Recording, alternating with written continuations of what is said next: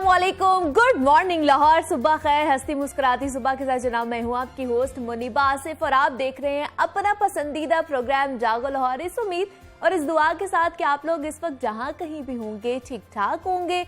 आप लोगों ने वीकेंड भी अपना बहुत अच्छा गुजारा होगा, खूब हल्ला गुल्ला भी किया होगा लोगों के साथ, मतलब अपने दोस्तों के साथ बाहर जाके प्लान भी किया होगा। और अगर हमारा जो वीकेंड है वो और भी ज़्यादा अच्छा हो गया क्योंकि कौमी शाहीनों ने बांग्लादेश के खिलाफ T20 सीरीज जीतकर एक बार फिर वीकेंड का मज़ा दुबाला कर दिया था हमारा। और कौमी क्रिकेट टीम बांग्लादेश के दौरे पर इस वक्त मौजूद है और 3 मैचेस की सीरीज में 2-0 से बर्तरी हासिल करके उन्होंने साबित कर दिया है कि कौमी शाहीन किसी भी टीम को किसी भी मकाम पर शिकस्त देने की काबिलियत रखते हैं और हम जानते हैं इस चीज़ के बारे में और इसलिए हमें उनके ऊपर भरोसा है कि वो किसी भी मकाम पर जाएंगे, कहीं भी जाएंगे तो हरा कर ही वापस आएंगे।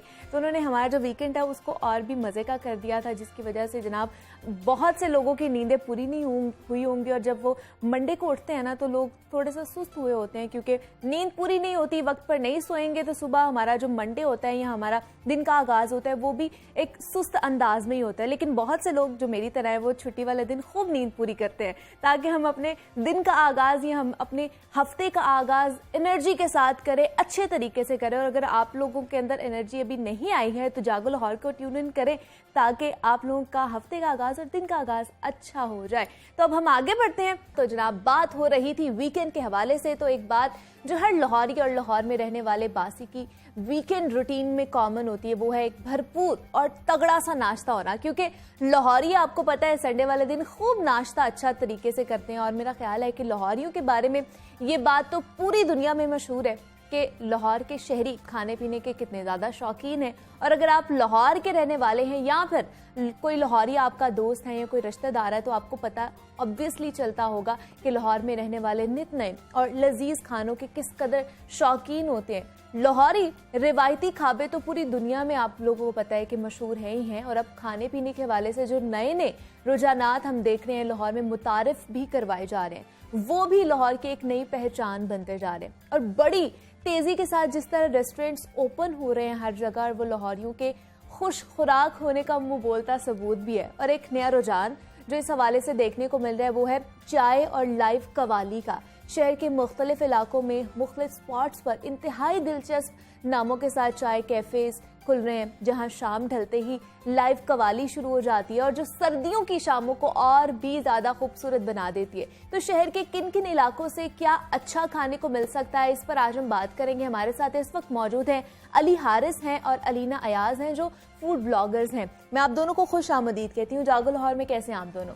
अल्लाह का शुक्र, आप सुनाएं। मैं भी बिल्कुल ठीक ठाक। अली आपसे स्टार्ट करें कि सर्दियां आ चुकी हैं और आगे मज़ीद भी शामें जो हैं वो खूबसूरत होने वाली हैं। जब मज़ीद सर्दी आएगी तो क्या क्या है हमारे पास जो ऑप्शन है लाहौर में, क्योंकि आपको पता है लाहौरी बड़े ही खाबों के शौकीन होते हैं, उन्होंने रात को बाहर जाके ज़रूर कुछ ना कुछ खाना ज़रूर है। तो इस वक्त अगर सर्दियों की बात की जाए तो लोग ज़्यादातर कौन से स्पॉट्स पर जा रहे हैं? देसी खाने की तरफ जा रहे हैं या रेस्टोरेंट्स जो मॉडर्न खाने हैं उनकी तरफ जा रहे हैं? रुझान किधर है? देखें, जैसा हमने बात की लाहौरी खाबे तो हमेशा से मशहूर है। Exactly, हाँ। देसी हो वो तो फिर हमारे अल मशहूर खाबों में से आते हैं। बट चाय और कवाली की आपने बात की कि उसका जो है काफ़ी एक रुझान बढ़ रहा है, उसकी तरफ लोग लीन कर रहे हैं। सो अगर उसकी बात की जाए तो आई वुड से कि उस मार्केट ने जो टारगेट किए लोगों को, दैट इज़ समथिंग जो पहले टैप नहीं हो रही थी। फॉर एग्जाम्पल लोगों को नाइट लाइफ बहुत पसंद है लाहौर की, like it's one of the best. So उसको एंजॉय करने के लिए aesthetics are very important. So उसको टारगेट किया है हमारी काफ़ी चाय के जो कैफेज हैं, जिस तरह फॉर एग्जाम्पल स्टार्टिंग में सर्विस लाइन आया, करक खेल आया, लाइक वो एक बहुत ट्रेंड सेटर था हमारे लिए। तो उसके बाद अब देखें तो हर कोने पे खुलता जा रहा है, जो टाउन में बार बार स्पॉट्स आ रहे हैं। और जिस तरह आपने देखा होगा DHA फेज 4 फेज 5 में बहुत स्पॉट्स इकट्ठे खुलते जा रहे हैं। So for me I would say अगर मेरी पर्सनल प्रेफरेंस हो, करक खेल use to be my one of the go to spots, ठीक है। बट आजकल अगर मैं कहूँ एक कैफे दास्तान नया खुल रहा है, सो उसका था, प्लस मेरे ख्याल से ये जो कड़क खैल और इस तरह के कैफे ये सारे एक मॉडल बन गए हैं। हर किसी ने अगर अपना कैफे खोलना है तो वो उसको देखते हैं। अलीना, आपसे जानना चाहूंगी, मतलब सिर्फ लोग कैफेज वाले नहीं यहाँ पर मौजूद, लोग देसी खाने वाले भी लाहौर में मौजूद हैं, तो हमें देसी के हवाले से बताइएगा किन किन जगहों पर जा सकते हैं और आपको लगता है कि उसका रुझान कम हो रहा है या नहीं हो रहा? मुझे लगता है कि देसी जो है अभी भी बहुत इन है और ज़्यादातर जो हमारी यंग जनरेशन है दैट इज़ इनटू फूड। बाकी जो लोग हैं वो भी देसी खाने और उनको वो पाए वाले शौक हैं और नान चने एंड ऑल दैट, वो जो सारा ट्रेंड है वो अभी तक है। लेकिन ये कि इन रेस्टोरेंट्स में जो एक अच्छी बात है वो ये है कि ये दोनों चीज़ों को ऑफर कर रहे हैं। They are not into only fast food और इस तरह से, लेकिन ये कि देसी, कढ़ाई, बारबेक्यू, ये सारी चीज़ें हैं। तो वो हमारे लिए जो है ना वो चूज़ करना बड़ा आसान हो जाता है कि हम जिस स्पॉट पे जा रहे हैं वहाँ ये सारी चीज़ें हैं कि नहीं हैं, लेकिन वो मोस्टली होती हैं। सो ये चीज़ है कि हम लेकिन ये जो कैफ़े कल्चर है, अगर इसके बारे में बात कर ली जाए, क्योंकि ये बहुत ज़्यादा फेमस होता जा रहा है और बढ़ता जा रहा है, हर जगह पे हम देखते हैं कि छोटे छोटे कैफ़े या बड़े बड़े कैफ़े भी बने हुए हैं, तो वहाँ पर जाने के लिए क्या कोई रिसर्च करनी पड़ती है हमें, या हमें हर जगह इस तरह का कैफ़े मिल जाएगा और उसका एम्बियंस किस तरह का होता है? अच्छा, इस चीज़ का ये है कि हमारा एक ग्रुप है, शायद आपने सुना हो, ईट स्लीप रिपीट ESR के नाम से। उसका ये फ़ायदा होता है क्योंकि हर किसी के पास इतना टाइम नहीं होता कि वो रोड्स पे रह के सर्च करे कि मैंने किस स्पॉट पे जाना है, क्या करूँ, कैसे जाऊँ, ट्रैफिक इतनी होती है, आपके पास, लोगों के पास पेशेंस बिल्कुल नहीं होता।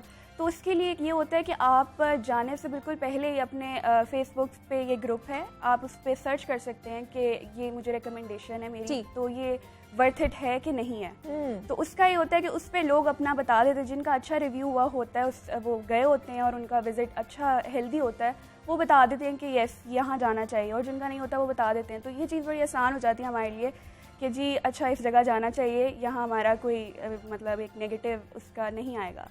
तो ये वो ग्रुप से आप अंदाजा लगा सकते हैं कि जी यहाँ जाना मतलब एक चाहिए। अच्छी फैसिलिटी मिल गई है लोगों को, एक प्लेटफॉर्म से उनको मिल जाता है मुख्तलिफ। अली, जैसे उन्होंने भी बात की कि एम्बियंस, और मुझे बताइए अगर हम कहीं जा रहे हैं तो उन पे हमें किन किन फैक्टर्स को देखना चाहिए, मतलब उनके एम्बियंस किस तरह की होनी चाहिए, लोकेशन किस तरह की होनी चाहिए, खाना किस तरह का होना चाहिए, प्राइस वहाँ पर किस तरह की होनी चाहिए, किन किन चीज़ों को हमें देखना चाहिए अगर हम कहीं जा रहे हैं? तो देखें, आई वुड से कि सारी चीज़ें इक्वली इंपॉर्टेंस रखती हैं, हर किसी पे वैरी करती हैं। फॉर एग्जांपल फ्रेंड्स ग्रुप जा रहे हैं, दे वुड वांट के थोड़ा सा लाइट सा चाय के साथ कोई पराठा वगैरह, लाइक जो होते हैं आज स्टफ्ड पराठे आ रहे होते हैं, वो बहुत चल रहे हैं आजकल।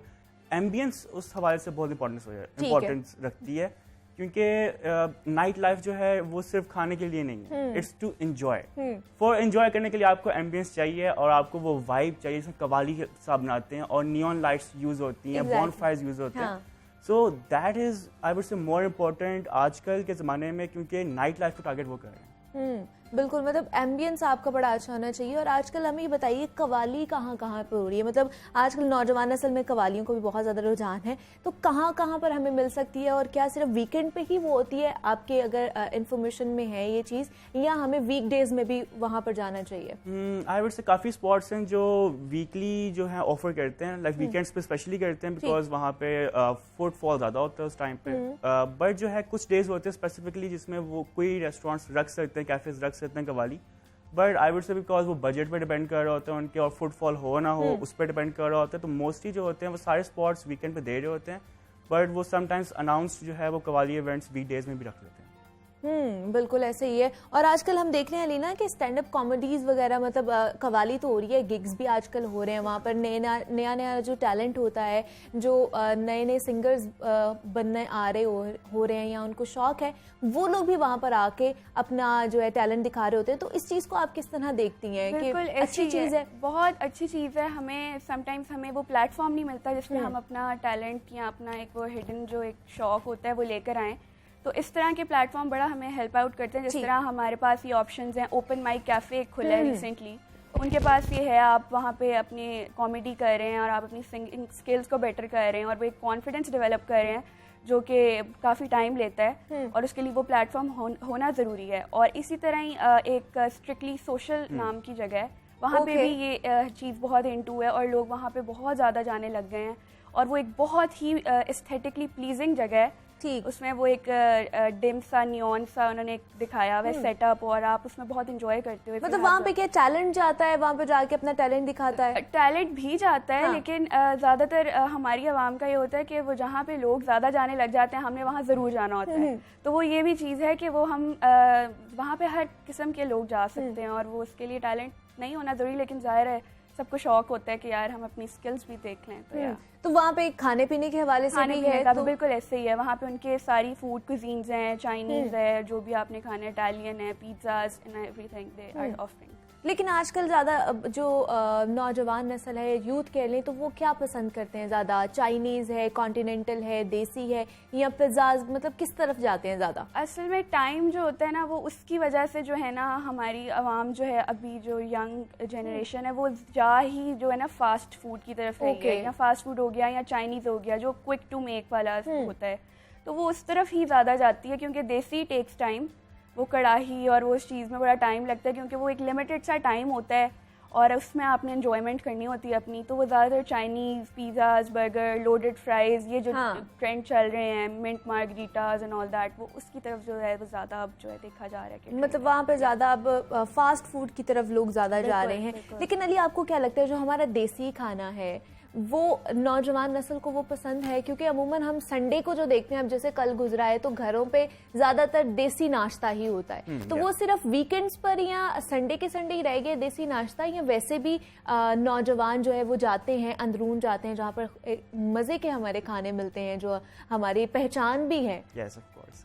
सो आई वुड से लाहौर में खाना किसी भी दिन के लिहाज से नहीं मखसूस। ठीक है।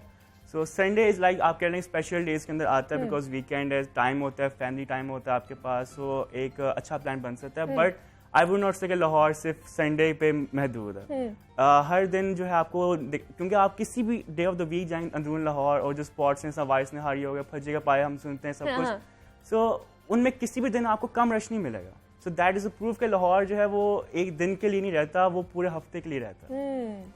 सो या आई वुड से कि रुझान जो है वो देसी फूड का रहता है उस टाइम पे ज़्यादा, बिकॉज ज़्यादा लोगों को टाइम मिलता है, but every day is just as important for Lahore. लेकिन आजकल हम देख रहे हैं कि फ़िश का भी मौसम है, सर्दियां हैं, फ़िश आती है, तो और तली हुई फ़िश भी खाई जा रही है, दूसरी भी फ़िश खाई जाती है। नौजवान नस्ल इस साइड पर भी जा रहे हैं या अभी भी फास्ट फूड ही है? मोस्टली जो है वो फास्ट फूड का ज़्यादा ट्रेंड आ गया, बिकॉज इट्स क्विक, और वो फ्रेंड्स के साथ गैदरिंग में एक आसान काम लगता है आपको। So but I would say कि स्पेशल ओकेजन्स के लिए और स्पेशल एक्सपीरियंसेस के लिए वो चीज़ अभी भी एक काफ़ी ऊपर आती है लोगों के लिए, नौजवान के लिए भी, नौजवानों के लिए अभी भी वो ऊपर आती है। लेकिन अगर हमें बताएं कि कोई नए लाहौर में कोई इलाकों में कोई रेस्टोरेंट्स खुल रहे हैं, नहीं खुल रहे, कि आप लोग तो ब्लॉगर्स हैं, जाकर आप लोग फूड ब्लॉगिंग भी करते हैं, वहाँ पर जाके देखते भी होंगे, क्योंकि अगर पहले देखते थे कि एम ए मालम पे हर चीज़ होती थी, अगर किसी ने जाना है तो एम ए मालम पे जाना है, लेकिन वहाँ पर अब थोड़े से ही गिने चुने से रेस्टोरेंट्स रह गए हैं, वहाँ पर उस तरह गहमा गहमी नहीं होती। क्या कहीं और जगह इस तरह के रेस्टोरेंट्स खुल रहे हैं जो हमने एक्सप्लोर नहीं किए, हमें जाना चाहिए? ये बहुत मुश्किल सवाल है, रिकमेंडेशंस देना ना आजकल लाहौर में बहुत मुश्किल हुआ हुआ है। तो लेकिन जो आजकल ओपनिंग का ट्रेंड्स है, वो जोहर टाउन में एकदम बहुत बड़ा बूम आया था रिसेंटली। ठीक है। लेकिन आजकल जो है फेज 6 के अंदर जो है DHA फेज 6, वहाँ पे भी एक काफ़ी बूम आया हुआ है कि रेस्टोरेंट्स ओपन होते जा रहे हैं बहुत तेज़ी से। सो ये दो स्पॉट्स हैं जो से कि काफ़ी इन पे वर्क हो रहा है आजकल।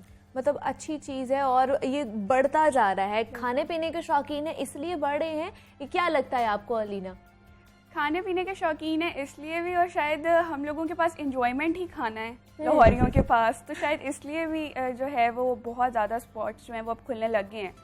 और ज़्यादातर ये है कि जौहर टाउन वाला जो एरिया है वो तो हर दिन जो है वो एक्सपैंड होता जा रहा है। हर दिन आप देखते हैं गुजरते हुए आपको पता चलता है अच्छा ये एक नई जगह खुली है, अच्छा ये कवाली वाली है, अच्छा ये जो है पिज़्ज़ाज़ के लिए मशहूर है। तो हर दिन ही कोई ना कोई जो है ना वो जगह एक नई हम एक्सप्लोर कर रहे होते हैं। और जैसे अभी अलीना आप बताए थे कि फेसबुक पे बहुत सारे फूड ब्लॉगर्स के हवाले से बने हुए हैं, पेजेस भी बने हुए हैं जहाँ पर लोगों को एक फैसिलिटी मिल जाती है। हमें बताइए वहाँ पर जो रिव्यूज़ डालते हैं या बताते हैं तो उसकी कितनी रिकमेंडेशन आपसे लोग पूछते हैं या लेते हैं और वहाँ पर जाते भी हैं? वर्ड ऑफ माउथ का तो एक बहुत ज़्यादा एक होता है, लोगों को जो है वो चाहते हैं कि उनका कोई भी टाइम या पैसा वेस्ट ना हो, तो वो सबसे पहले ग्रुप में जाके ही देखते हैं और वहाँ पे लोगों के मोस्टली ऑनेस्ट रिव्यूज़ ही होते हैं।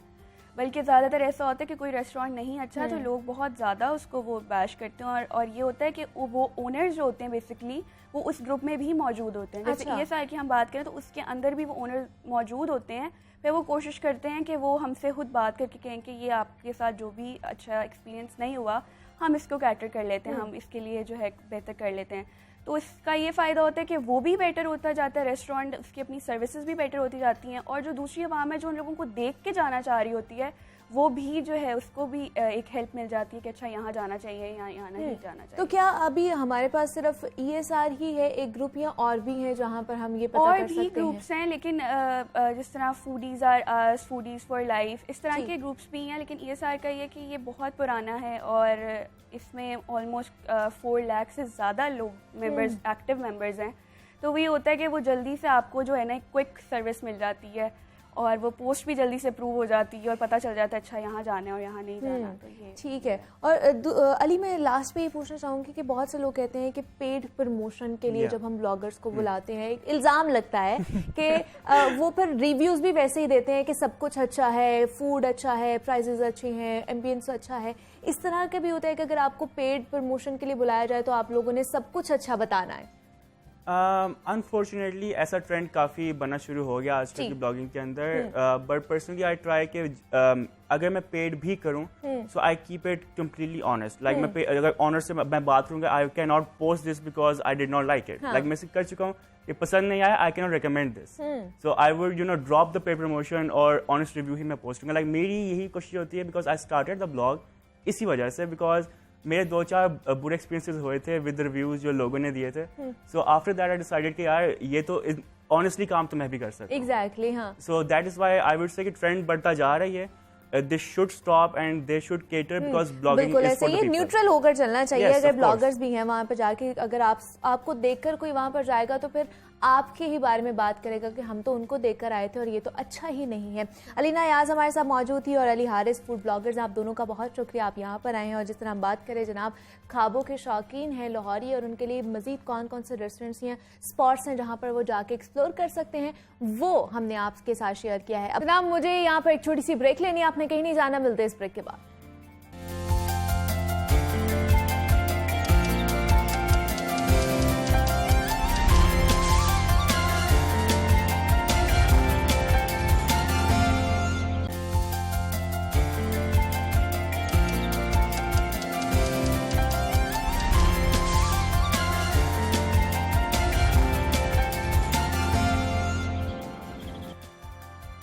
वेलकम बैक टू जागो लाहौर। जनाब अब कुछ बात हो जाए सेहत और फिटनेस के हवाले से, तो माहिरीन सेहत की जानिब से ये बात अक्सर की जाती है कि अच्छी, भरपूर और सेहतमंद जिंदगी गुजारने के लिए भरपूर नींद इंतहाई जरूरी होती है। और कुछ माहिरीन के मुताबिक कम अज कम 8 घंटे की नींद एक एवरेज इंसान के लिए काफ़ी होती है। और अब तहकीक में भी ये बात सामने आ चुकी है कि अगर सोने की रूटीन ठीक कर ली जाए तो उससे भी दिल के दौरे और फॉलेज के अटैक के इम्कानात में कमी वाक़ हो सकती है। और रिसर्चर्स का कहना है इस पर कि दिल की सेहत के लिए रात को 10 से 11 बजे के दरमियान का वक्त सोने के लिए बेहतरीन वक्त हो सकता है। और उन मुहक्किकीन ने ये नतीजा 88,000 रजाकारों पर तहकीक के बाद हासिल किया है। मेडिकल डेटाबेस UK बायोबैंक के लिए काम करने वाली रिसर्च टीम की तहकीक के मुताबिक हमारी अंदरूनी जिस्मानी घड़ी से मुताबिकत रखने वाली नींद दिल के दौरे और फॉलेज के कम खतरे के दरमियान ताल्लुक की वजाहत कर सकती है। तो अच्छी और भरपूर जिंदगी के लिए मुनासिब अंदाज में नींद पूरी करना कितना जरूरी होता है और ये हमारे दिमाग, दिल और असाबी सेहत पर कैसे असर अंदाज होती है, इस पर आज हम बात करेंगे। हमारे साथ इस वक्त मौजूद हैं डॉक्टर राशिद नियाज हैं, कंसल्टेंट फिजिशियन हैं। डॉक्टर राशिद, आपको खुश आमदीद कहती हूँ जागो लाहौर में। कैसे हैं आप? जी बिल्कुल ठीक है, शुक्रिया बहुत। डॉक्टर राशिद, जैसे मैं बता रही थी कि नई रिसर्च कहती है कि रात को 10 से 11 बजे के दरमियान सोने का जो वक्त है वो बेहतरीन वक्त है। और अगर इससे हम कम नींद लेते हैं या लेट सोते हैं तो हमारे दिल के और जो है फॉलेज होने के चांसेस ज़्यादा हो सकते हैं। हमें इसकी क्या वजह है, नींद लेना क्यों ज़रूरी है? जी बिल्कुल, आपने ठीक बताया कि अगर आप एडिक्वेट स्लीप नहीं लेंगे तो इससे आपके कार्डिक डिजीज़ के रिस्क और डायबिटीज़ और इससे रिलेटेड बीमारियों का रिस्क बढ़ जाता है। उसकी वजह यह है कि कम सोने से आपके कुछ हमारे जिस्म में ऐसा हार्मोनल इम्बैलेंस हो जाता है जिसकी वजह से हमें हमारी ओबेसिटी बढ़ जाती है हमें भूख ज़्यादा लगती है। कुछ हार्मोन्स हैं जैसे लेप्टिन, ग्रेलिन, इनका जो इम्बैलेंस हो जाता है, जो लेप्टिन हार्मोन है वो कम स्क्रीट होता है, ग्रेलिन जो हार्मोन है वो ज़्यादा स्क्रीट होता है, जिसकी वजह से ओबेसिटी का रिस्क बढ़ जाता है। ओबेसिटी आपको पता है डायबिटीज़ और इस्केमिक हार्ट डिजीज़ या दिल की बीमारियों का बाइस बनती है। तो इसीलिए आप 7 से 8 घंटे की नींद जो है बिल्कुल आइडियल है, और आपको 8 घंटे की नींद लेने के लिए रात को जल्दी सोना ज़रूरी है। मतलब जिस तरह हमें पहले हमारे बड़े कहते हैं early to bed early to rise, तो ये हमारी ज़िंदगी के लिए बहुत इम्पॉर्टेंट है। जी जी, ये बिल्कुल ज़रूरी है, क्योंकि हमारे कुछ हार्मोन्स जो है जो वो रात को ही सिक्रीट होते हैं। ठीक है। उसके लिए एडिक्वेट स्लीप होना ज़रूरी है। तो आइडियल हेल्थ के लिए ज़रूरी है कि हम 7 से 8 घंटे रात को सोएं। 7 से 8 घंटे सोने के लिए ज़रूरी है कि हम 10 बजे रात को बेड में हों, ताकि हम सुबह 5 या 6 ओ क्लॉक तक हम उठ सकें। लेकिन हम क्या ये ज़रूरी है, मतलब हम देखते हैं कि अक्सर लोग जिनकी नींद पूरी नहीं हो रही होती, जो 8 घंटे की पूरी नींद नहीं ले रहे होते, तो वो 2 दिन पूरी नींद कर लेते हैं, बाकी दिन या 3 दिन पूरी कर ली और बाकी दिन उतनी नींद नहीं ली जितनी रिक्वायर्ड है। तो क्या ये भी नुकसानदेह साबित हो सकती है? नहीं, ये तो बिल्कुल ही गलत पैटर्न है। इससे हमारा सर्केडियन रिदम डिस्टर्ब होता है। मतलब हमारी बॉडी जो एक सर्केडियन रिदम के हिसाब से बनी हुई है कि कुछ हार्मोन हमारे मॉर्निंग में स्क्रीट हो रहे हैं, कुछ रात को स्क्रीट हो रहे हैं, कुछ इवनिंग टाइम में स्क्रीट हो रहे हैं। अगर आप इस रिदम को डिस्टर्ब कर देंगे तो आपका स्लीप पैटर्न भी डिस्टर्ब हो जाएगा। ठीक है। और आपको इंसोम्निया या जो कम ख्वाबी की भी बीमारियां लाहक हो सकती हैं। तो दूसरी बात यह है कि कम सोने से भी, जिस तरह ज़्यादा सोना नुकसानदेह है, इस तरह कम सोना भी नुकसानदेह है। अच्छा। दोनों चीज़ों को आपको बैलेंस करना पड़ता है। तो सर्केडियन रिदम डिस्टर्ब होने से ये आपकी सेहत पे मुज़र असरात आ सकते हैं। दूसरी बात यह है कि आपके जिस्म को हार्मोन्स की अगर आज ज़रूरत है या वीकेंड पे ज़रूरत है, तो वो रोज़ाना ज़रूरत है। तो इसलिए सर्केडियन रिदम को मेंटेन करना ज़रूरी है।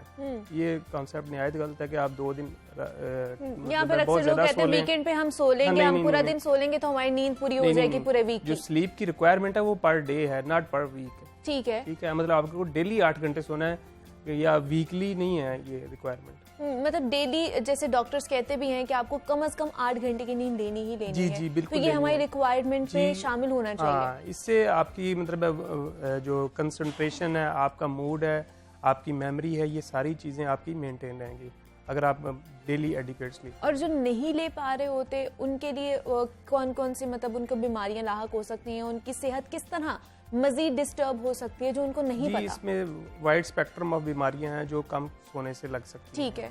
जैसे कि ये मैंने बताया है, लैक ऑफ कंसंट्रेशन, आपके मूड स्विंग्स, आपकी मेमोरी में पे इफेक्ट, आपकी इम्यूनिटी या कुव्वत मुदाफ़ियत पे भी असर हो सकता है। इसके अलावा आपको मैंने पहले ही बता दिया, मोटापा या दिल की बीमारियां या शुगर जैसी बीमारियां लग सकती हैं। उसके अलावा आपका हार्मोनल इम्बैलेंस हो सकता है, इवन इनफर्टिलिटी जैसे या वो इश्यूज आ सकते हैं। उसकी वजह यह है कि मैंने बताया कि ग्रोथ हार्मोन्स या टेस्टोस्टेरोन जो हैं हमारे हार्मोन्स ऐसे हैं, या फीमेल्स में ऐसे हैं ये हार्मोन, ये सर्केडियन रिदम या रात को सोएंगे मॉर्निंग में ये स्क्रीट होते हैं। अगर आप सोएंगे तो फिर ये हार्मोन स्क्रीट होंगे। अगर आप प्रॉपर सो नहीं पाओगे तो ये इन हार्मोन्स का बैलेंस डिस्टर्ब हो जाएगा। और जो लोग इंसोम्निया का शिकार होते हैं, जैसे आपने कहा कि कम ख्वाबी का, वो इस वजह से होते हैं कि उनकी नींद पहले पैटर्न बहुत ज़्यादा डिस्टर्ब होता है, देन वो इंसोम्निया का शिकार होते हैं, या वो पहले ही उस चीज़ का शिकार हो गए होते हैं? एक तो इंसोम्निया एक डिफरेंट चीज़ है। एक तो है आप खुद टाइम कम दे रहे हैं सोने को। एक इंसोम्निया जो बीमारी है, आपको नींद का कम आना है, इसकी काफ़ी सारी वजूहात हैं। इसमें जो ऑब्स्ट्रक्टिव स्लीप एपनिया है या मोटापे की वजह से जो होता है, ये इटसेल्फ एक वजह है इसकी। इसके अलावा कुछ बीमारियां हैं, मेडिकल कंडीशंस हैं जिसमें आपको नींद कम आती है, जिसमें अस्थमा है या क्रॉनिक लंग डिजीज़ हैं, या कुछ और बीमारियां हैं जिसकी वजह से आपको नींद कम आ रही होती है। इसके अलावा स्ट्रेस, एंग्जाइटी, आपको साइकोलॉजिकल इश्यूज़ हैं जिसकी वजह से आपको नींद कम आ रही होती है। तो इन सब को एड्रेस करना ज़रूरी होता है। मतलब बहुत से लोग हैं जो कहते हैं हम रात को टाइम से लेट जाते हैं, हम सो जाते हैं, लेकिन हमारा दिमाग चल रहा होता है, हमें वो सही वाली डीप स्लीप नहीं आती, जिसकी वजह से हम सुबह उठते हैं तो हमारा मूड भी ठीक नहीं होता, हम फ्रेशली नहीं उठते। तो ये इनकी क्या वजूहात होती है? उसकी वजह ये होती है कि हमारा जो हम रात को हम रिलैक्स नहीं होते प्रॉपरली। मतलब आजकल की सोसाइटी में स्ट्रेस, एंग्जाइटी का लेवल इतना बढ़ चुका है। दूसरा, हम गैजेट्स बहुत ज़्यादा यूज़ कर रहे होते हैं, इवनिंग टाइम में यूज़ कर रहे होते हैं, हमारा माइंड ऑक्यूपाइड होता है, तो इसलिए हम लेट तो जाते हैं लेकिन हमें नींद नहीं आ रही होती है। इसलिए सोने से पहले रिलैक्सेशन बहुत ज़्यादा ज़रूरी है। ठीक है, उसके लिए फिर हमें क्या करना चाहिए? रिलैक्सेशन की मुख्तलिफ टेक्निक्स हैं, जिसमें आप तो एक तो ये है, सबसे पहले आप गैजेट्स छोड़ दें सोने से पहले इवनिंग टाइम के बाद। दूसरी बात ये है कि आप उसमें मेडिटेशन कर सकते हैं, आप कोई बुक पढ़ सकते हैं, ठीक है। आप मतलब दिन में एक्सरसाइज कर सकते हैं, आप इवन शावर ले सकते हैं। तो ये मुख्तलिफ टेक्निक्स होती है, आप अपने माइंड को रिलैक्स करें ताकि आपका माइंड ऑक्यूपाइड ना हो और आप इजीली सो सकें। लेकिन हमें भी बताइए डॉक्टर राशिद कि हमें अगर नींद आई हुई है या हमें सोने से कितनी देर पहले हमें अपने बेड पर जाना चाहिए? जी, आपको लाइक अपना टाइम फिक्स कर लेना चाहिए। ठीक है। लाइक अगर आप 10 o'clock सोते तो आपको डेली 10 o'clock अपनी सारी चीज़ें वाइंड अप करके आपको बेड में होना चाहिए। तो अगर आप फॉर एग्जांपल आप प्लान कर रहे हैं 10:30 सोने का, तो आपको 10 o'clock बेड में होना चाहिए। और अगर किसी को बहुत ज़्यादा स्वेयर अब मसला हो गया है कि उसको नींद नहीं आ रही है या इंसोम्निया हो गया है उसे, तो उसे फिर किस स्टेज पर जाके जो है एक तो मेडिकेशन की ज़रूरत पड़ती है या कंसल्टेशन की ज़रूरत पड़ती है फिर? जी बिल्कुल, मैंने बताया ना कि मुख्तलिफ रीजंस होती हैं नींद ना आने की, जिसमें साइकोलॉजिकल भी है, जिसमें मेडिकल प्रॉब्लम्स भी हैं। अगर आपको मेडिकल प्रॉब्लम्स हैं जैसे ओबेसिटी है या ऑब्स्ट्रक्टिव स्लीप एपनिया की वजह से नींद नहीं आ रही, तो आप अपने फिजिशियन से कंसल्ट करें। उसमें कुछ डिवाइसेस होती हैं जो हेल्प कर सकती हैं आपको सोने में। अगर आपको साइकोलॉजिकल इश्यूज ऐसे हैं जिनको आप कोप अप नहीं कर पा रहे, तो आप अपने साइकेट्रिस्ट से कंसल्ट कर सकते हैं। मतलब कुछ उसमें बिहेवियरल थेरापीज़ भी होती हैं, कुछ मेडिकेशंस भी होती हैं जिससे वो आपको आपकी स्लीप साइकिल को आपको सेटल कर सकते हैं। कुछ लोगों को सर्केडियन रिदम के प्रॉब्लम्स भी होते हैं, जैसे मैंने बताया कोई मॉर्निंग शिफ्ट में काम कर रहा है, कभी उसकी इवनिंग ड्यूटी लगी, कभी नाइट ड्यूटी होगी, तो उस वजह से उनका रिदम भी डिस्टर्ब हो जाता है। तो उससे अगर आप अपने डॉक्टर से कंसल्ट करें तो वो इस चीज़ को एड्रेस कर सकते हैं with medicine and without medicine. लेकिन जो लोग खुद से ही मेडिसिन खा लेते हैं उनके लिए वो कितने नुकसानदेह साबित हो सकती है? नहीं, ये जो खुद से नींद की गोलियां खाने का कॉन्सेप्ट है, ये नहायत ही डेंजरस है। इनकी स्वेयर डिपेंडेंस होती है। ये जो बेंजोडाइजेपिन्स कॉमनली हम यूज़ करते हैं नींद के लिए, सोने की दवाइयाँ, तो इनको बिल्कुल अवॉइड करना चाहिए। डॉक्टर के मशवरे के बगैर बिल्कुल नहीं लेनी चाहिए। इनको लेने का एक ख़ास तरीका होता है, ख़ास मकदार होती है। लोग इसके साइड इफ़ेक्ट से या इसकी डिपेंडेंस से अनअवेयर होते हैं। It's like addiction. तो ये गवर्नमेंट को भी इस बारे में सोचना चाहिए कि ये डॉक्टर के प्रेस्क्रिप्शन के बगैर ये नींद की गोलियां मेडिकल स्टोर पे दस्तयाब नहीं होनी चाहिए। क्योंकि बहुत से लोग हैं जिन्होंने खुद से ही नींद की गोलियां खानी शुरू कर देती हैं और उनको फिर नींद आती भी नहीं है वो गोलियां खाने के बगैर। जी, ये तो बिल्कुल मेडिकल कंडीशन है। बेंजोडाइजेपिन्स या नींद की गोलियों की डिपेंडेंस हो जाती है। मतलब आपको फिर डोज ग्रेजुअली इंक्रीज करनी पड़ती है। मतलब आज आप एक गोली लेके सो रहे हैं, तो हो सकता है आज से 6 माह बाद आपको 2 लेनी पड़े। तो वी हैव सीन पेशेंट जो कि डेली मतलब मल्टीपल पिल्स लेके सोते हैं। तो इसके फिर अगर आपको ऐसी कंडीशन हो जाए तो फिर आप अपने साइकेट्रिस्ट से या अपने फिजिशियन से कंसल्ट करें, फिर इसको टेपर ऑफ किया जाता है। तो वो फिर किस तरह कर सकते हैं? मतलब अगर जो लोग हमें देख रहे हैं अगर वो ये यूज कर रहे हैं मेडिसिन, तो वो किस तरह उससे छुटकारा हासिल कर सकते हैं और अपनी जो नींद है, जो नेचुरल नींद है, उसको लेकर आ सकते हैं? अगर वो रेगुलरली इसको यूज कर रहे हैं तो उसको एक टेपर किया जा सकता है। लेकिन लाइक अगर वो एक गोली ले रहे हैं तो वो कुछ दिन हाफ टैबलेट लें, फिर कुछ दिन 1/4 लें, फिर उसको स्किप करें।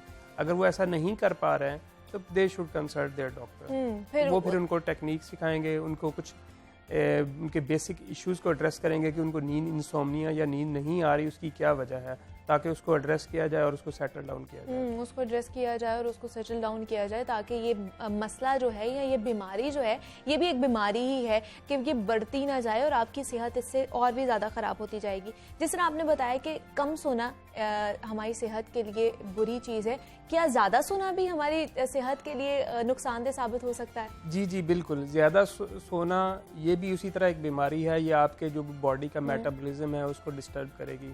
अल्लाह ताला ने हमारी पर्सनैलिटी या हमारी बॉडी एक बैलेंस में बनाई है। अगर हम इसको मैनेज नहीं करेंगे तो ये इसके नुकसान होंगे। कुछ मेडिकल कंडीशंस भी हैं जिसकी वजह से मोटापा होता है या उसके साथ नींद भी ज़्यादा आती है, तो उसको एड्रेस करना चाहिए। ठीक है जी। डॉक्टर राशिद नियाज़ हमारे साथ मौजूद है, कंसल्टेंट फिजिशियन है। डॉक्टर साहब बहुत शुक्रिया आपके वक्त का, आप यहाँ पर आए हैं और मज़ीद आपसे बात करेंगे। यहाँ वक्त एक छोटी सी ब्रेक का, मिलते हैं इस ब्रेक के बाद।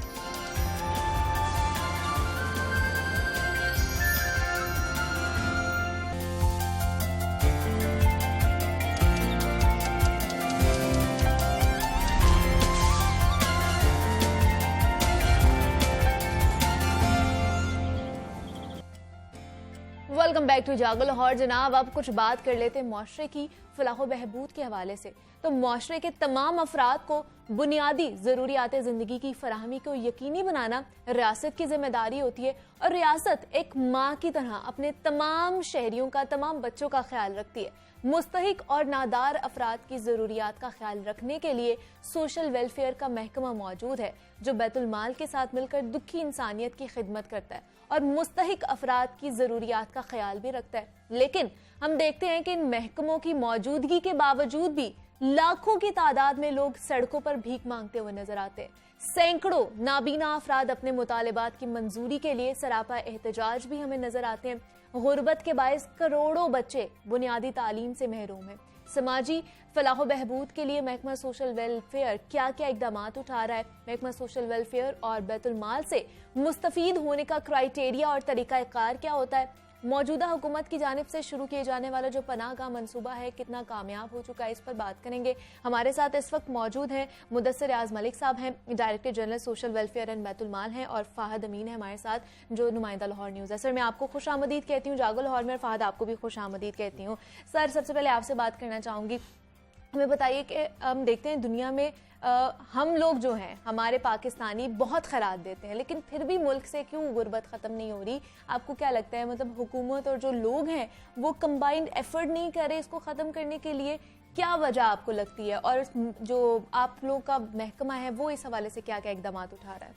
देखिए, गुर्बत होने के बहुत से मुहर्रकात हैं, वो कोई एक उस पर वेरिएबल नहीं है, लेकिन आपको पता है आबादी पाकिस्तान की 20 करोड़ से ऊपर आबादी है, और मसाइल भी डेफिनेटली हैं, लोगों को रोज़गार के मसाइल भी हैं, उनकी इनकम के इश्यूज़ भी हैं, लेकिन रियासत उससे बरी ज़मा नहीं हो सकता। रियासत को अपनी ज़िम्मेदारी जो है पूरी करनी है, और माशरे की स्पेशली जो एक फलाही रियासत का कॉन्सेप्ट है, स्पेशली जो प्राइम मिनिस्टर साहब का कॉन्सेप्ट है, विजन है, और चीफ मिनिस्टर साहब की जो उसमें इनपुट है, उसके मुताबिक पहले इस तरीके से महकमा सोशल वेलफेयर चला नहीं। ये पहली दफ़ा ऐसा हुआ है कि महकमा सोशल वेलफेयर में कुछ नए प्रोजेक्ट्स किए जा रहे हैं, कुछ नई चीज़ें की जा रही हैं, जिसके ज़रिए फलाही रियासत की तरफ एक कदम है।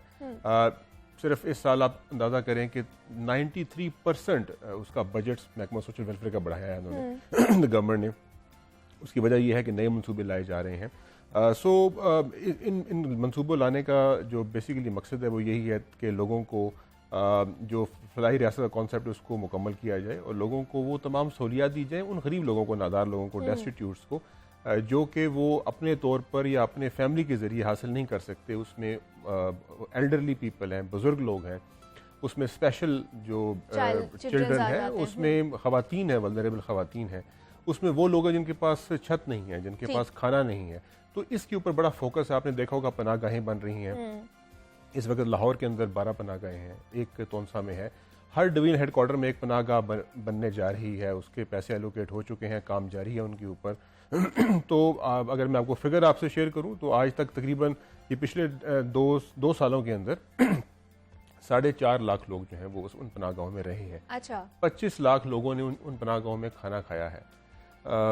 ये अगर पनाहगाह के एतबार से देखा जाए तो ये बड़ा अच्छा कॉन्सेप्ट है, वो कि बहुत लिमिटेड कॉन्सेप्ट है, इसको फैलाने की ज़रूरत है, इसको हर शहर में, हर मोहल्ले में, गांव में लेके जाने की ज़रूरत है इवन। लेकिन ये एक कदम है उस तरफ कि हमें रियासत जो है वो ख्याल रखती है लोगों का। इसके लिए बहुत से बजट एलोकेट भी चाहिए। फिलैंथ्रोपिस्ट बहुत हमारे साथ काम कर रहे हैं, NGOs बहुत काम कर रही हैं, स्पेशली LIHS जो है वो हमारे साथ बड़ा अच्छा काम कर रहे हैं। उन्होंने सारा खाना जो है उनके ज़रिए प्रोवाइड होता है इन लोगों को। जो हमारे ओल्ड एज होम्स हैं, जहाँ पर बुज़ुर्ग अफराद रहते हैं, उनकी केयर की जाती है बाकायदा तौर पर। ऑब्वियसली वो भी बढ़ाने की ज़रूरत है, वो भी हर डिवीजन में एक होने की ज़रूरत है, हर ज़िले में एक होने की ज़रूरत है। तो ये जितना बढ़ाए उतना कम है। एग्जैक्टली, जितना इस पे काम किया जाए उतना कम है। फहद, मैं आपसे जानना चाहूँगी ग्राउंड रियलिटी क्या है इस चीज़ की? मतलब महकमे तो हमारे यहाँ पर मौजूद हैं, सारे महकमे मौजूद हैं, लेकिन क्या वो अपनी अपनी जिम्मेदारी उठा रहे हैं जिसकी वजह से हमारा जो मुआशरा है वो तरक्की की जानिब गामजन हो, या जो लोग हैं जिनके लिए हम काम कर रहे हैं वो उन तक वो फैसिलिटीज़ या वो सहूलियात मिल रही हैं उन्हें? जी बिस्मिल्लाहिर्रहमानिर्रहीम। लिबा, सबसे पहले तो मैं बताऊं कि ये वज़ीर आज़म का एक विजन है रियासत मदीना का। रियासत मदीना और फलाही रियासत में सबसे जो अहम चीज़ होती है वो फलाही अदारे होते हैं। ठीक है, बेसिकली हमारा एक अलमिया ये रहा है कि जो फलाही अदारे हमने बनाए हैं, हमने उनको या तो वो पॉलिसी बनाई नहीं, बिल्कुल, या उस पॉलिसी पे उनको चलने नहीं दिया। ठीक है, अब रियासत का मकसद ये होता है कि तमाम जितने भी वल्नरेबल हैं या जो अगर इंसानियत से यानी कि माशरे से कटे हुए लोग हैं, उनकी फलाह व बहबूद के लिए ये अदारे बनाए गए थे। अब सूरत हाल ये है, अगर देखें मैं आपको बताता हूँ, एक ओल्ड एज होम है फ़र्ज़ करें, उसमें सिर्फ 18 या 20 लोग होंगे, ज़्यादा से ज़्यादा, इतने इससे ज़्यादा बुजुर्ग नहीं हो सकते, उसमें नहीं रहते। अच्छा, मगर अब जो बुजुर्ग हैं, जो परेशान हैं, जो जिनको घरों से निकाल दिया गया है, जो बेघर हैं, उनकी तादाद तो सैकड़ों में है। बिल्कुल ऐसे अब ही। आप यहाँ से निकल जाएं, अभी देखते हैं, आपको exactly, ये सड़कों चौक पर तक देखते जाते हैं। जाते 20-25 लोग मिल जाएंगे। यानी कि हमने कोई ऐसा मैकेनिज्म यहाँ बनाया नहीं, या हमने उस पर अमल नहीं किया कि उनके लिए कुछ ऐसा कर दिया जाए कि वो इस ये जो उनको ये परेशानी जो उनको फेस करनी पड़ रही है वो करनी ना पड़े। बेसिकली सोशल वेलफेयर का कॉन्सेप्ट ये है कि सोशल वेलफेयर किसी की मदद इस तरह नहीं करता पैसों की तरह कि पैसे में कोई परेशान है उसको पैसे दे दिए। सोशल वर्क एक ब्रिज बनता है। जो सोशल वर्कर होता है वो एक ब्रिज बनता है वसाइल के और जो बंदा परेशान है, साइल जो है उनके दरमियान, यानी कि वो उसको इतना एम्पावरमेंट कर देता है कि वो खुद जो है वो मेहनत करे और अपना जो है वो अपना जिंदगी गुजारे, जिंदगी बसर करे। यानी कि वो वसाइल की तरफ एक ब्रिज बन गया, वो काम करे और अपना जो है ना वो कमाए। मगर हमारा यहाँ पर शुरू से क्या ये ब्रिज पुख्ता है? नहीं, ब्रिज बना ही नहीं ना। मसला तो ये है, हमारा ये ब्रिज बना ही नहीं। एक्चुअली हमारा सिलसिला ये है कि वो मक्खी पे मक्खी मारते गए, मक्खी में मक्खी मारते गए। इस तरह हुआ कि जी गदागर पकड़े, उनको 4 दिन रखा, उसके बाद उनको छोड़ दिया, वो फिर वापस उधर ही चले गए। यानी कि उनकी रिहेबिलिटेशन के लिए कुछ ऐसा काम नहीं किया जा सका। वहाँ पर हम जानना चाह रहे हैं सर, तरीकाकार क्या है इसका कि अगर किसी ने इमदाद हासिल करनी है बैतुल माल से, उसका क्या क्राइटेरिया होगा? देखिए, उसकी दो तरीकाकार है। एक तो हमारा ये पैसा जाता है हॉस्पिटल्स के अंदर। ठीक है, हॉस्पिटल्स के अंदर हमारे पास एक MS के अंडर कमेटी बनी होती है और वो बाकायदा वहाँ पर हमारा सोशल वेलफेयर ऑफिसर होता है। सो वो अगर किसी को दवाई बाहर से हॉस्पिटल में अवेलेबल नहीं है, दवाई उसने बाहर से लेनी है, तो वो इस यहाँ पर अप्रोच हमारे उस मेडिकल सोशल वेलफेयर अफसर को अप्रोच कर सकता है। वो उसको उस पैसे से दवाई लेके देते हैं। ठीक है, लेकिन उसको चेक करना पड़ता है उनको। वो ऑब्वियसली वहाँ पर लोकल नुमाइंदे के जरिए एक कमेटी होती है, उसके जरिए वेरीफाई करवाना पड़ता है कि वाकई ये मुस्तहिक है। इसी तरीके से जो पैसे डिस्ट्रीब्यूट होते हैं लोगों, नादार लोगों को, वो भी कमेटीज बनी हुई हैं ज़िले के अंदर। उसका एवेल्यूशन क्राइटेरिया है, वो कमेटी वेरीफाई करती है और वेरिफिकेशन के बाद वो पैसे वहाँ डिस्ट्रीब्यूट होते हैं। तो वो उस कमेटीज तक अप्रोच किया जा सकता है। हम अब आगे हेल्पलाइन भी इसकी लेके आना चाह रहे हैं कि अगर लोगों को इल्म नहीं है तो लोग हेल्पलाइन के जरिए उस तक एक्सेस कर सकें उन नादार लोगों। लेकिन जिस तरह भी आपने कमेटीज की बात की, कमेटीज बनी हुई है, लेकिन आम आदमी को भी तो पता होना चाहिए कि इस तरह की कमेटीज हैं, हमने उनके पास जाना है, अगर हमें इमदाद चाहिए या कुछ भी हमें मदद चाहिए, तो उनके अवेयरनेस के लिए भी तो हमें कुछ करने की जरूरत है। बिल्कुल, अब मैं इसलिए कह रहा हूँ हेल्पलाइन, और इसके अलावा हमने वहाँ पर अवेयरनेस इसकी कैंपेन स्टार्ट करनी है। यूजुअली जो नादार लोग हैं, जो बेचारे गरीब होते हैं, वो उनको इल्म होता है ऐसी कमेटीज़ का भी और ऐसी जगहों का भी, क्योंकि वो जिसको ज़रूरत है वो ऑब्वियसली वहाँ पर पहुँचने की कोशिश करता है। मेरा अपना ज़ाती ख्याल है, लेकिन इसको इंक्रीज़, आप जिस तरह बता रही हैं, इसको इंक्रीज़ करने की ज़रूरत है, एक्सपेंड करने की ज़रूरत है, अवेयरनेस कैंपेन चलाने की ज़रूरत है। मैं हेल्पलाइन इसलिए आपसे बात कर रहा हूँ, हम हेल्पलाइन इंट्रोड्यूस करने जा रहे हैं जिसके ज़रिए लोग डायरेक्टली अप्रोच कर सकें और सिस्टम्स को मज़ीद ट्रांसपेरेंट किया जा सके। अच्छा, हेल्पलाइन के जरिए मज़ीद इसको ट्रांसपेरेंट किया जाएगा। फ़हद, आपको क्या लगता है, आपकी इन्फॉर्मेशन में क्या चीज़ें हैं कि ये जो फंड्स आते हैं, जो मुस्तहिक लोगों तक चीज़ें पहुँचाई जाती हैं, वो ट्रांसपेरेंसी है उसके अंदर या अभी भी ज़रूरत है? देखिए, ये गुज़िश्ता 1-2 साल से जो मामला मुदस्सर साहब बता रहे हैं कि ये मामला चल रहे हैं। बेसिकली अब आज यौम अतफ़ाल है और ये भी मेरे ख्याल में कोई हिस्ट्री में पहली दफ़ा यौम अतफ़ाल मनाया जा रहा है। और आज बड़ी अच्छी तकरीब जो है वो महकमा सोशल वेलफेयर की जानिब से जो है वो मुनक़्क़द की जा रही है। इसके साथ साथ अगर देखा जाए तो ये पनाह गाहों का कॉन्सेप्ट बहुत ही खूबसूरत कॉन्सेप्ट है। इसमें यह है कि जो लोग इसमें वो लोग मुस्तफ़ीद हो रहे हैं जो बाहर से आते हैं, उन्होंने रात गुजारनी है, अब उनके पास यहाँ पर जगह नहीं है, वो या तो जो है वो उसका क्या नाम है दरबार के बाहर बैठे होते हैं सारी रात, या फुटपाथों पे वो बेचारा मेहनत मजदूरी करने के लिए जो आते हैं, उनको 1-2 दिन के लिए स्टे करने की ज़रूरत होती है, तो वो पनाह गाहों में चले जाते हैं। और बड़ी अच्छी बात है कि उन्हें खाना भी जो है वो फराहम किया जा रहा है। और सबसे अच्छी चीज़ जो मुझे लगी है वो जिना हॉस्पिटल में जो पनाह गाह बनाई जा रही है वो है, उसकी सबसे बड़ी उसकी वजह यह है उसके अच्छे लगने की, क्योंकि वहाँ पर जो लवाहिकीन है मरीजों के, उनके रहने की जगह नहीं थी। आप बिल्कुल। देखें कि वो अब अगर आप शाम के टाइम चले जाएं जना अस्पताल या किसी भी अस्पताल में जाएं तो आपको ना वो बाहर खुले आसमान के नीचे वो बेचारे कपड़ा बिछा बिछा के बैठे होते हैं या लेटे होते हैं। तो ये बड़ा अच्छा कॉन्सेप्ट है महकमा सोशल वेलफेयर का, जिसे अप्रिशिएट करना चाहिए और ये है भी अच्छा। बिल्कुल ऐसे ही है सर। लास्ट में हमें बता दें बच्चों के हवाले से, जो यतीम बच्चे हैं या जो रह रहे होते हैं वहाँ पर, उनकी तालीम के हवाले से क्या नए प्रोजेक्ट्स लाए जा रहे हैं ताकि उनका जो फ्यूचर है वो हम लोग अच्छा बना सकें? देखिए हमारे पास यहाँ पर जो सेंटर्स हैं उसमें मस्कन है, उसमें हमारे पास जो ऑटिज्म के बच्चे हैं उनको वहाँ पर डील किया जाता है। उसको हम दोबारा वहाँ सेंटर को एक्सपेंड कर रहे हैं। डेफ रीच एक ऑर्गेनाइजेशन है हमारे से, बड़ा अच्छा काम कर रही है डेफ बच्चों के लिए। हमारे पास वहाँ पर नशेमन है, जहाँ पर नशेमन सेंटर के अंदर हम उन बच्चों को डील करते हैं जो कि डिसेबल्ड होते हैं। उनको स्किल्स प्रोवाइड की जाती है, उनको पढ़ाया जाता है, उनको रखा जाता है, हॉस्टल फैसिलिटी अवेलेबल है। इस तरह अब जिस तरह चिल्ड्रन डे है, आपको 20 तारीख को चिल्ड्रन डे था, हमने तमाम आपको जो इम्पोर्टेंट बिल्डिंग्स थी लाहौर की उसको ब्लू कलर में हमने उसको किया। उस दिन जो जितनी इंपॉर्टेंट बिल्डिंग्स थी, एक बेसिकली मनाने का मकसद ये था आलमी चिल्ड्रन डे कि बच्चों को जो हकूक हैं, जो बच्चों पे इन्वेस्ट करना ज़रूरी है, ये हमारा फ्यूचर इन पे इन्वेस्ट करना बड़ा ज़रूरी है। 29 तारीख को हम बहुत बड़ी इस पे तकरीब करने जा रहे हैं इंशाल्लाह ताला, आलमी इस बच्चों के आलमी दिन के ऊपर, जिसमें हम बच्चों के हकूक की मजीद नुमाइंदगी करवाएंगे और बात भी करेंगे और लोगों को अवेयरनेस पहुंचाएंगे। ठीक है जी, मुदस्सिर राज मलिक साहब हमारे साथ मौजूद है, डायरेक्टर जनरल है सोशल वेलफेयर और बैतुल माल के। सर बहुत शुक्रिया आपके वक्त का, आप यहाँ पर आए हैं। और फहद अमीन हमारे साथ मौजूद है, नुमाइंदा लाहौर न्यूज़। फहद आपका भी बहुत शुक्रिया।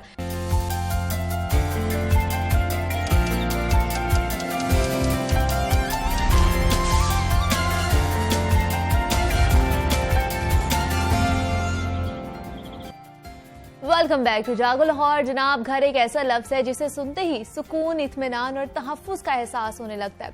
खूबसूरत, मजबूत और आरामदेह घर हर इंसान की ख्वाहिश होती है, लेकिन महंगाई के इस दौर में किसी भी इंसान के लिए जाती घर की तामीर आसान काम नहीं है। जाती घर का ख्वाब किसी अच्छे जगह प्लॉट खरीदारी तक ही मुमकिन नहीं हो पाता। या आप ये कह लें कि हमने प्लॉट खरीद लिया है तो हम इस पे आसानी से घर बना लेंगे। असल इम्तिहान तब होता है जब हम लोगों ने इस खाली जमीन पर कदम ब कदम तामीर के मराहिल तय करने होते हैं। प्लॉट खरीदने से लेकर अपना घर तामीर करने तक बजट का एहतमाम करना पड़ता है, और फिर पैसे ठेकेदार के हवाले करने तक, मटीरियल का इंतखाब करने से नक्शा साजी करने तक, और फिर उसी नक्शे को हकीकी रंग देने तक घर बनाने में बहुत से ऐसे मराहिल आते हैं कि जो एक मकान मालिक को दरपेश होते हैं। हमारे घर हमारी शख्सियत की अक्कासी करते हैं।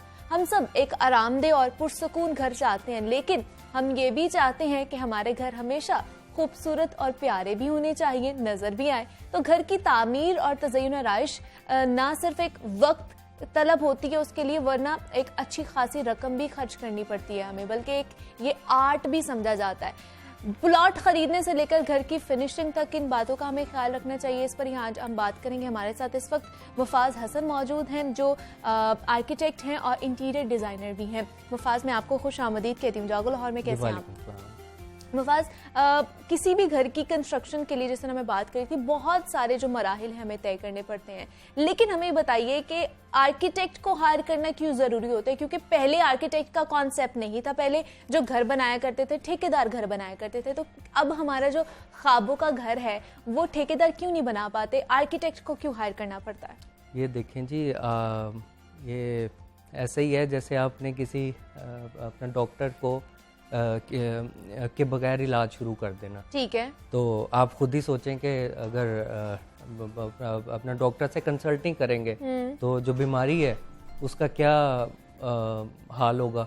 तो इसी तरह ही है कि आर्किटेक्ट इज अपना डॉक्टर ऑफ देयर प्रोफेशन, और मैं समझता हूँ कि आर्किटेक्ट के बगैर कोई भी प्रोजेक्ट, चाहे वो रेजिडेंशियल हो, चाहे वो ये हो आपका कमर्शियल ऑफिसेज, उसके बगैर ना तो उसकी रिक्वायरमेंट पूरी हो सकती है। अब अपना क्लाइंट हमें रिक्वायरमेंट देता है और उसको एग्जीक्यूट अपना करने का अपने के लिए मशवरा मांगता है। तो हमारा जो एट द एंड यूज होता है कि हमने अपना बेस्ट अपना सोल्यूशन देना है और स्पेशली जो वो चाह रहे हैं वो हमने करना है। लेकिन हमें मुफाज ये बताइए कि आर्किटेक्ट को हमें कब हायर करना चाहिए, मतलब जब घर बन रहा होता है तब करना चाहिए, जब उसका ग्रे स्ट्रक्चर तैयार हो गया होता है कब करना चाहिए? अपना प्लॉट खरीदते ही। ठीक है, प्लॉट खरीदते ही हमने हमारा काम आर्किटेक्ट को हायर करना है। ठीक है। और उसके बाद देखें करोड़ों रुपया लगना है। अब आजकल तो आपको पता है महंगाई का दौर है और इतने पैसे खर्च करते हुए टाइम लगता है और दिल भी धड़कता है कि अगर हम बना रहे हैं घर और इतना पैसा खर्च कर रहे हैं तो हर चीज ही बहुत अच्छी होनी चाहिए। जी बिल्कुल। तो क्या अगर चीज़ें घर बना रहे हैं, कंस्ट्रक्शन कर रहे हैं, तो किन किन चीज़ों का ख्याल रखना चाहिए? सबसे पहले किस तरह की उसकी फाउंडेशन होनी चाहिए, किस तरह का उसका जो है नक्शा होना चाहिए, क्या चीज़ें आप लोग जो है वो मद्देनजर रखते हैं? देखें सबसे पहले रिक्वायरमेंट आ जाती है। ठीक है। रिक्वायरमेंट को हम इनकॉर्पोरेट करते हैं प्लान के अंदर। ओके। उस प्लान के बाद हम उसको उसकी वर्किंग ड्राइंग्स बनती हैं, सोसाइटी के अंदर सबमिशन प्लान्स बनते हैं और हम ठेकेदार हायर करके ठीक है एक प्रॉपर टीम वर्क बनाते हैं। आर्किटेक्ट टीम हेड होता है और वो जो टीम हेड होता है वो उसको एग्जीक्यूट करवाता है ठेकेदार के थ्रू और अपना क्लाइंट को अपना बेस्ट पॉसिबल इकोनॉमिकल जो सॉल्यूशंस होते हैं वो प्रोवाइड कर देते हैं। लेकिन हमें ये बताइए, लोग जो हैं वो बहुत ज़्यादा कह लें कि बाकी जो चीज़ें हैं उन पे पैसा खर्च कर लेते हैं, मतलब घर में अच्छा उन्होंने कीमती एक्सपेंसिव लाइट्स लगवा देनी है, फर्नीचर ले लेना है, टाइल्स लगवा देनी है, मतलब वो जो एक सुर्खी पाउडर होता है ना घर का उसके ऊपर खर्च कर देते हैं, लेकिन जो उसके स्ट्रक्चर होता है उसको मजबूत बनाने की तरफ तवज्जो नहीं देते। ऐसा क्यों लगता है आप? देखें क्लाइंट की पूरी कोशिश होती है कि अपना कहीं ना कहीं मैं ना बचत कर लूँ, पैसे बचा लूँ। अच्छा। तो हम तो स्ट्रक्चर इंजीनियर को ऐड किए बगैर, टीम का पार्ट बनाए बगैर हम तो अपना काम नहीं शुरू करते, हम उसको ऑन ही नहीं करते। ठीक है। तो स्ट्रक्चर इंजीनियर के बगैर अपना घर बनाना बिल्कुल अपना बेवकूफ़ी है और आई थिंक के हम सजेस्ट ही नहीं करते। मतलब अगर स्ट्रक्चर ही मजबूत नहीं होगा, उसकी फाउंडेशन ही स्ट्रांग नहीं होगी तो उसके ऊपर घर जो होगा वो फिर किस तरह का बनेगा, फिर आपको खर्चा ही लगा रहेगा कि क्या बनेगा। दूसरा, आजकल हम जिस तरह देख रहे हैं कि पाकिस्तान में गर्मी का जो दौरानिया बहुत ज़्यादा बढ़ गया है, तो जब आप लोग देखते हो कि पहले हम देखते थे कि बहुत बड़ी बड़ी खिड़कियाँ बनाई जाती थी, रोशनदान बनाए जाते थे कि घर हमारा ठंडा भी रहे और जो बिजली के बिल्स हैं वो भी कम आए, तो क्या कहा जाता है लोगों की रिक्वायरमेंट्स कैसी आती हैं? अब छत नीचे को आ रहे हैं या जिस तरह पहले ज़माने में ऊंची ऊंची छतें होती थी वैसे ही आ रही है? आजकल जो असल इशू आ गया है वो ये इकोनॉमिक्स का आ गया। इकोनॉमिक्स एक मेन फैक्टर बन गया हमारी ज़िंदगियों में। चीज़ें सुकड़ गई हैं, अपना कॉम्पैक्ट प्लानिंग का दौर है, बड़े घर अफोर्ड नहीं लोग कर सकते। अच्छा। तो उसके अंदर अब हमें अपने मीन्स में रहते हुए चीज़ों को एग्जीक्यूट करना है। किस तरह फिर हम अपने मीन्स में रह के अपने घर को खुला बना सकते हैं, मतलब जिस तरह गर्मी भी ना है? आजकल इंसुलेशन का दौर है, 10 फुट हाइट की सीलिंग्स हैं, तो उसके अंदर स्ट्रक्चर जब बन रहा होता है ग्रे स्ट्रक्चर, तो उसके अंदर हम इंसुलेशन सजेस्ट करते हैं। दीवारों में जहाँ साउथ फेसिंग है, जहाँ से हीट आती है, वहाँ पे हम इंसुलेशन अपने कैविटी वॉल्स क्रिएट कर सकते हैं। तो देयर आर अपना many solutions to the problems और वो हल है हर चीज़ का। घर में कितनी अमूमन मतलब मैक्सिमम कितनी खिड़कियाँ होनी चाहिए? देखें अपना खिड़कियाँ तो बहुत अच्छी चीज़ है, धूप आना, हवा का रुख होना, ये हम अकॉर्डिंग टू द जो ईस्ट वेस्ट नॉर्थ साउथ के अकॉर्डिंग जो एयर का प्रेशर है उसके अकॉर्डिंग हम उसकी प्लेसमेंट भी सजेस्ट करते हैं। और अगर घर छोटा है तो उसके लिए हम इंसुलेशंस सजेस्ट कर देते हैं जो कि आपके अपने मसलों का हल है। ठीक है। अगर हम इंटीरियर डिज़ाइनिंग की तरफ आ जाएं तो उसके हवाले से मैं बताइए क्या क्या आजकल चीज़ें इन हैं, किस तरह की वॉल्स चल रही हैं, फर्नीचर किस तरह का चल रहा है, कलर कॉम्बिनेशंस किस तरह के लोग जो है वो पसंद कर रहे हैं? आजकल बेसिकली कंट्रास्ट कलर्स ज़्यादा पसंद करते हैं। ठीक है। और चूँकि ज़्यादा हम अपना कॉम्पैक्ट हाउसिंग की बात कर रहे थे, तो कॉम्पैक्ट हाउसिंग में सबसे जो इशू है कि वो अगर छोटे स्पेसिस के अंदर हमें ओपननेस दिखानी है, तो ऑब्वियसली अपना ब्राइट कलर्स, अपने फीचर वॉल्स का इस्तेमाल, ठीक है। फिर अपना फॉल सीलिंग सिंपल रखें। अक्सर मैंने देखा गया है कि लोग कहते हैं ना, नकल के लिए भी अक्ल की ज़रूरत होती है। इधर उधर साइट्स पे देख लेते हैं, DHA के किसी को घर को देख लिया, जोहर टाउन के किसी घर को देख लिया जी, वो छाप दें जी। बेसिकली ऐसे नहीं होना चाहिए। स्पेस को मद्देनजर रखते हुए plain ceilings, bright walls, contrast colours, feature walls का इंतखाब, और इसीलिए इंटीरियर डिज़ाइनर को हायर किया जाता है कि वो एग्जीक्यूट उसको ऐसे कराए कि क्लाइंट के अपना पैसे ना ज़ाया हो। तो क्या मुफाज, मैं ये इसी तरफ आ रही थी कि कॉस्ट भी आप लोग निकाल के देते हैं, मतलब बिल्कुल, कि कितने का ये घर प्रॉपर मुकम्मल बन जाएगा? अगर इंस्टेंस के 5 मरले का है, 10 मरले का है, तो उसके ऊपर कितनी कॉस्ट आ जाएगी, ये सब कुछ आप लोग बना के देते हैं? बिल्कुल। और आजकल की कॉस्ट की अगर बात की जाए तो वो कितनी आ रही है? आजकल तो बहुत बुरे हालात हैं, लेकिन स्टिल इकोनॉमिक प्रेशर्स का दौर है, तो उसमें हम अपना बेस्ट पॉसिबल डिज़ाइन बनाने अपना पहले बनाते हैं, उसके बाद उसका BOQ वगैरह बनता है और बेहतरीन अपना सोल्यूशन प्रोवाइड करते हैं। और इसके बगैर अपना गुजारा नहीं है। हमें BOQs पे बड़ा प्रिसाइज आजकल करना पड़ता है, क्योंकि महंगाई का दौर है। लेकिन हमें आइडिया दे दें, मतलब एस्टिमेटेड कितनी कॉस्ट आ जाती है 3 मरले या 5 मरले? देखिए 5 मरले के अपने घर पे अपने माइंड में कितनी वो रकम रखे कि मेरे पास इतना है तो मैं बना सकता हूं। सिंपल सी बात है, आज से 3 साल पहले 5 मरले का घर 30 से 40 लाख का बन जाता था। ओके। चूँकि जैसे जैसे अपना महंगाई का तूफान आए या दौर आ रहा है, तो उसमें यह है कि 60 लाख पे अपना वही घर चला गया, ठीक है। तो यानी कि 40% इंक्रीज ऑफ द प्राइसेस। तो अपना मेरे ख्याल से इकोनॉमिक प्रेशर्स बहुत बढ़ चुके हैं। मतलब अगर 60 लाख का भी एस्टिमेट रखे दिमाग में, तो ये है कि आपको पूरा घर ये बना भी हुआ मैं 5 मरला की बात कर रहा हूँ। ऑब्वियसली अपना 10 मरला 1 करोड़, अपना 1 केनाल जितने आपका मरला बढ़ता जाएगा वो आपके 1.5 करोड़, तो ये है सर, कॉस्ट भी बढ़ती जाएगी। और आजकल हम देख रहे हैं मुफाज के रूफ गार्डनिंग की बहुत ज्यादा रुझान बढ़ता जा रहा है, ये हमें बताइए इसके वाले से। रूफ गार्डनिंग बेसिकली मैं समझता हूँ लोग हिचकिचाते हैं, उसकी एक बुनियादी वजह है कि पाकिस्तान में ना प्रॉपर ट्रीटमेंट नहीं लोग प्रोवाइड करते।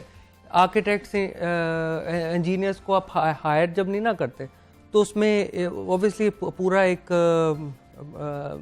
लेयर्स होती हैं, 3 से 4 लेयर्स होती हैं। वो जब तक आप नहीं करेंगे उसके बाद बगैर वो अपना रूफ गार्डनिंग का मसला नहीं हल होगा। अब उसमें रूफ गार्डनिंग इंसुलेशन का काम करती है।